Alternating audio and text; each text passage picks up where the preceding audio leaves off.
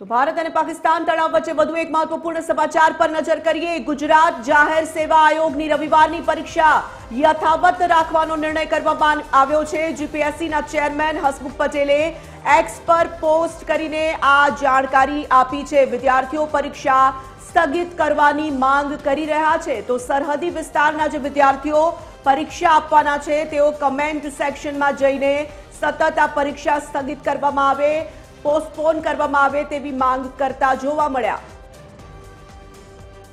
Associate editor Arun Shah phone line પર જોડાઈ ચૂક્યા છે। અરુણ, જીપીએસસીના ચેરમેન હસમુખ પટેલે એક મહત્વપૂર્ણ પોસ્ટ કરી છે। પરીક્ષા જે આવતીકાલે યોજાવાની છે, રવિવારે યોજાવાની છે, તેને લઈને આ પોસ્ટ કરવામાં આવી છે।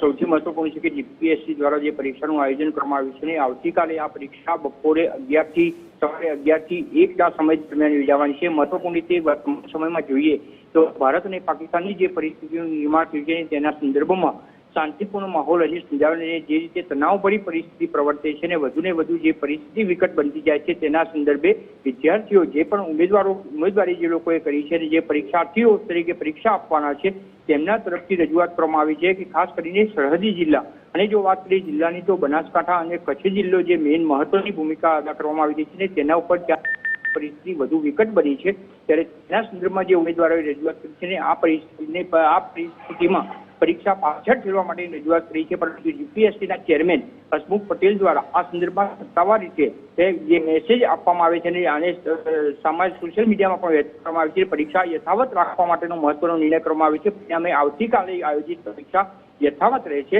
ચોક્કસ રીતે હવે આના સંદર્ભમાં પાછળની છેલ્લે હજી થોડાક કલાકો બાકી છે, ત્યારે આ સમય બદલાશે કે કેમ તે નક્કી નથી, પરંતુ આવતીકાલની પરીક્ષા હાલના તબક્કે કઈ યથાવત રાખવાનો નિર્ણય કરવામાં આવે છે। ધન્યવાદ અરુણ।